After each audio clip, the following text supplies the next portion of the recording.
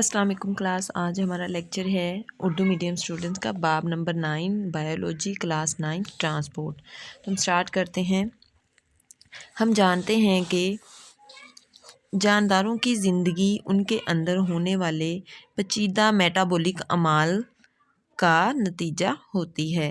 Metabolic activities جو جتنی بھی ہوتی ہیں، جتنے بھی ریئیکشنز ہوتے ہیں، وہ تمام پیچیدہ میٹابولک اعمال کا نتیجہ ہی ہماری زندگی کا حصہ ہے۔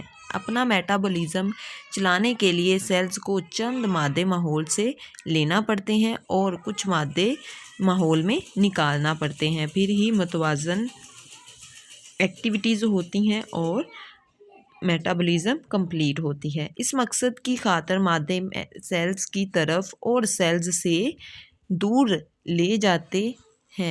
لیے جاتے ہیں۔ اس کے بعد یہاں پہ سائڈ پہ بلاک دیا ہوا ہے۔ میٹابولزم کے اعمال کی بنیادی جگہیں کون سی ہوتی ہیں؟ سیلز ہوتے ہیں، اس لیے سیلز زندگی کی اکائی کہلاتے ہیں۔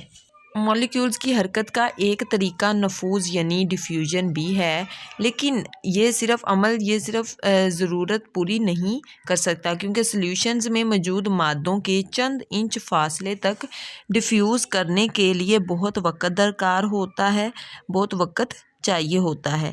مادوں کی ٹرانسپورٹ کے لیے ڈیفیوژن کا عمل صرف یونی سیلولر اور سادہ ملٹی سیلولر جانداروں میں ہی کام کر سکتا ہے، کیونکہ ان کے جسم کا ہر کونا ماحول کے ساتھ قریبی اور براہ راست ربط رکھتا ہے۔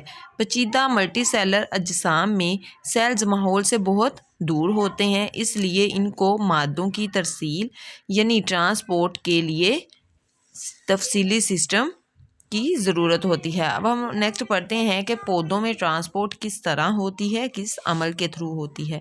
پودوں کی زندگی کے لیے پانی لازمی ہے۔ یہ صرف فوٹوسینتھسس اور ٹرگر کے لیے ہی لازمی نہیں، بلکہ سیلز میں ہونے والے زیادہ تر افعال میں پانی کی موجودگی میں سر انجام دیے جاتے ہیں۔ جسم کے اندرونی ٹیمپریچر کو بھی پانی ہی کنٹرول کرتا ہے۔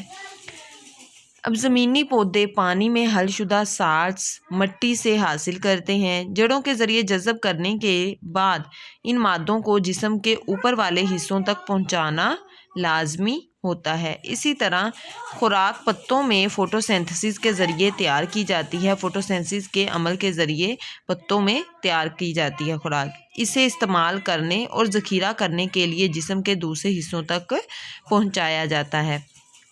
تمام زمینی پودوں جیسا کہ موسز اور لیور وورٹس کے علاوہ میں پیچیدہ ویسکولر سسٹمز پائے جاتے ہیں۔ وہ ویسکولر سسٹمز جو ہیں وہ خوراک تیار کرنے کے لیے اور ٹرانسپورٹ کرنے کے لیے اہم کردار ادا کرتے ہیں، جو پانی اور خوراک کو جسم کے تمام تر حصوں میں ٹرانسپورٹ کرواتے ہیں۔ یہ ویسکولر سسٹمز زائلم اور فلوئم ٹیشوز پر مشتمل ہوتے ہیں۔ ہمارا آج کا لیکچر یہاں تک ہی تھا۔